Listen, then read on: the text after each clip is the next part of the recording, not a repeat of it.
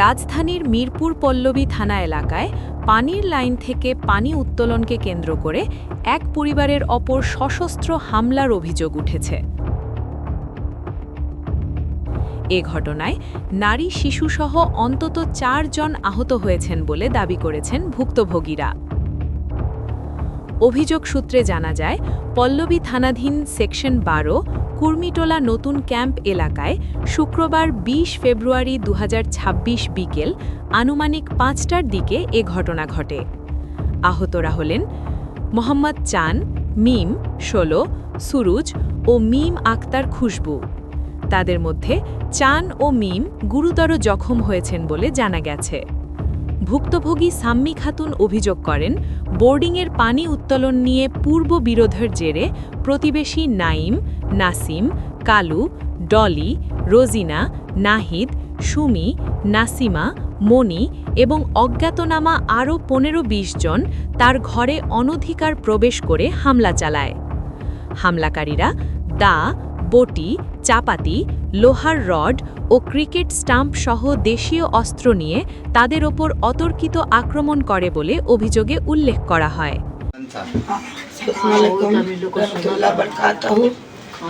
ওরা সব সময় মারধর করে ওটা আমার ভাইয়ের গোষ্ঠী আছে, ওর বউ আছে, ওর পুরো গোষ্ঠী আয়া সব সময় ওদের কিছু হইলে আমাদের মারধর করে।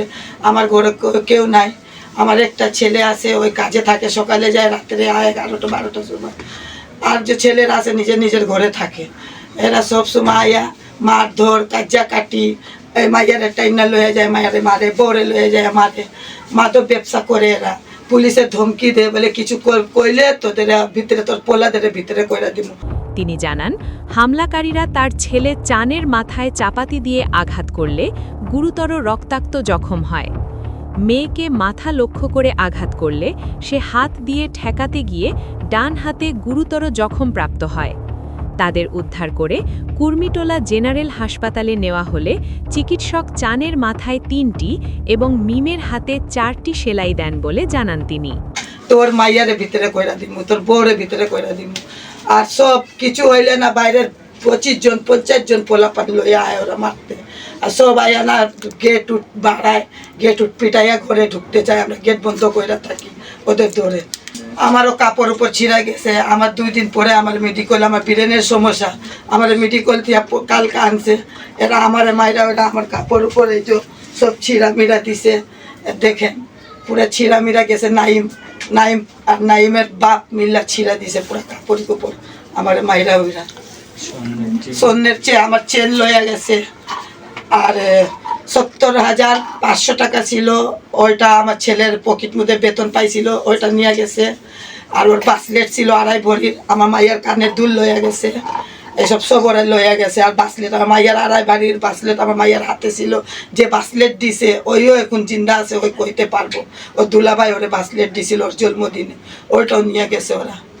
ওর কানের দুলও লয়ে গেছে। আমার ১.৫ ভরির চেন আছে, ওইটার মধ্যে রকিট আছে, ওইটাও নিয়ে গেছে। আর কোপাইছে, ধৈরা সবার কোপাইয়া নিজে ওরা আহত কইরা নিজে গেছে, আমাদের আহত কইরা ওরা নিজে গেছে বাঁচাইবার জন্য।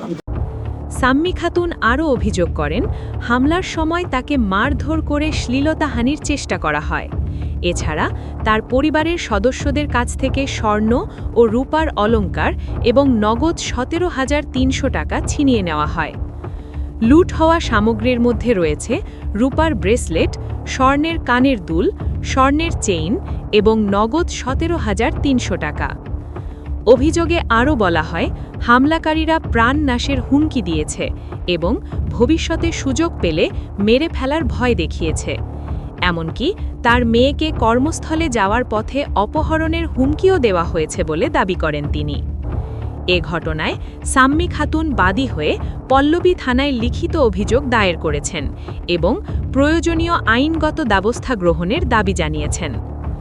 ঘটনাস্থলে গিয়ে বিবাদী এবং বিবাদী পক্ষের কাউকে না পাওয়ায় তাদের বক্তব্য নেওয়া সম্ভব হয়নি।